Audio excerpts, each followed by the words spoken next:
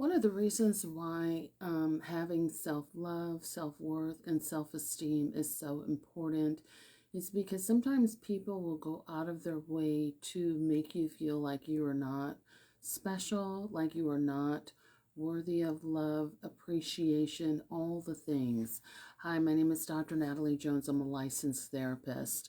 And a lot of us have encountered people that, that we maybe have loved them before we've loved ourselves, put them before we put ourselves.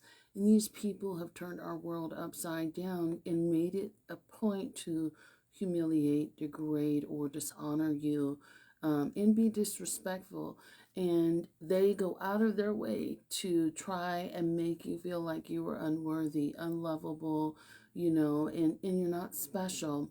And that is their wound, but the havoc that they wreak on your life is because you haven't prioritized yourself within that relationship. And you should never ever ever let anybody come into your life and allow you to make them feel this way. And this is why I say, get rid of people, the first sign of disrespect, and the first sign of dishonoring people. This is just me. When people dishonor you in relationships, regardless of who it is, there are certain things that we should not allow people to come back from. And part of the reason that people come in and out of our lives and continue to be disrespectful is because there's not enough consequences. Therefore, because they know that their trickery has worked on you, and them tricking you into believing that you're not worthy, you're not special, you shouldn't want more for yourself. This happens with jobs. This happens with parents, family members, lovers, partners, spouses, children, and the like. And sometimes, it can happen with anybody, is essentially what I'm trying to say. But people need to know that there's consequence. Just because someone else is in pain doesn't always negate their responsibility to show up for you. We all have, traumas and different cultural factors and things like that. This is true. And that can affect a relationship to a certain extent. However, what it does not negate is if I communicate that there's a challenge in the relationship, or I don't feel like, you're showing up for me in the way that I need you to in the relationship, that does not negate your responsibility to the relationship and to me. That does not give you a season's pass to say, you know what, I'm going to be disrespectful because I feel like it, and I've had all these things that I refuse to be an adult about and go work on. And let me tell you what it looks like when people don't want you to know that you're special, or don't want you to realize your self-worth. People don't show up for you with graduations. People don't, or other special events. People don't, and then this is unprovoked. This is not something where you guys had a falling out. I'm talking about, like, you may have shown up for them. That you've shown up for them in every single way. You've shown up for, maybe their kids and all this other stuff in every single way. But however, when it's your moment, they kind of gracefully bow out. They may give you a sneak diss. So, they're going to bow out when it's, special events or special occasions. When it's a holiday or something like that, there's always going to be an excuse on why they couldn't show up for you. When you ask them to show up for you, they become very tone deaf. They act like they don't know how to do it. But the minute that there's any sort of threat of you walking away, suddenly, magically, they get it together and they understand what you're talking about. And then they start talking that language that you've been talking to them this whole time. Let's go to therapy, or now they're bringing flowers and they're doing all the things.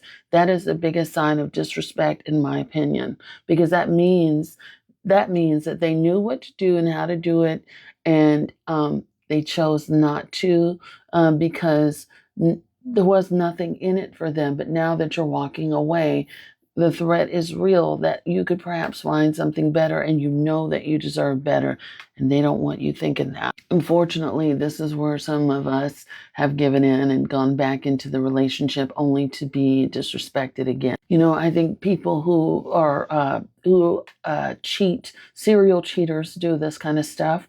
They're invested in not making you feel special. People who are controlling in the home environment, people who put their hands on you, people who do all kinds of things. People who never tell you that you do a good job, or I appreciate you and how you show up, that kind of stuff. Those people are invested in making you feel just terrible about yourself. And if you're not careful, you'll be like me. Someone like me stayed in those kind of relationships for a long time. From work on down. You kind of stayed in those relationships, stayed in a toxic work environment, stayed, was in some toxic relationships and family stuff. If you're not careful, that stuff can really kind of take up a massive part of your life, and it's not a good thing. You'll realize that you poured years into people that just never gave a damn about pouring back. So you want to be careful with that. And unfortunately, a lot of people can be invested in making you feel like you're not special.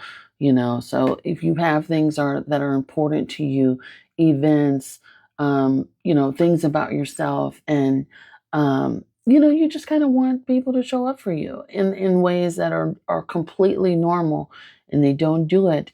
Pay attention to that and act accordingly. And once it's gone on, once it's happened, you can turn in your notice, and you could leave whenever you get ready, provided that it's safe for you, of course. Everyone's different, but I don't recommend staying longer. Otherwise, you'll spend years, you'll give aspects of yourself that you don't really need to give to somebody who doesn't deserve it. So, be sure to take heed to that and move on. When you're ready.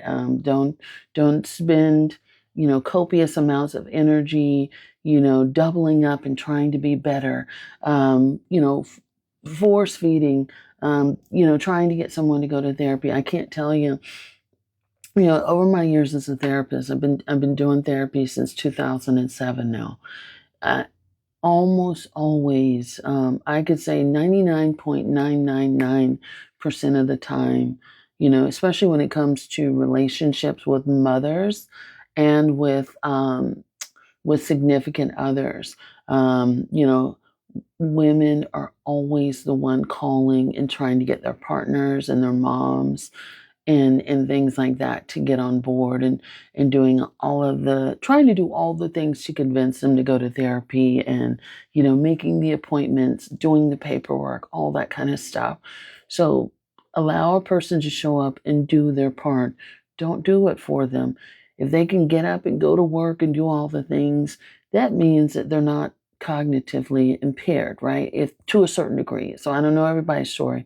I'm just going to put that disclaimer out there, but they could do the things necessary to live daily life. If they can go out and get a job and do all the functions and things like that outside of you, if they can do that, then they could do the bare minimum of what it takes to show up for you.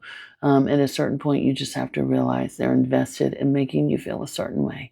Hope that helps. Thanks so much.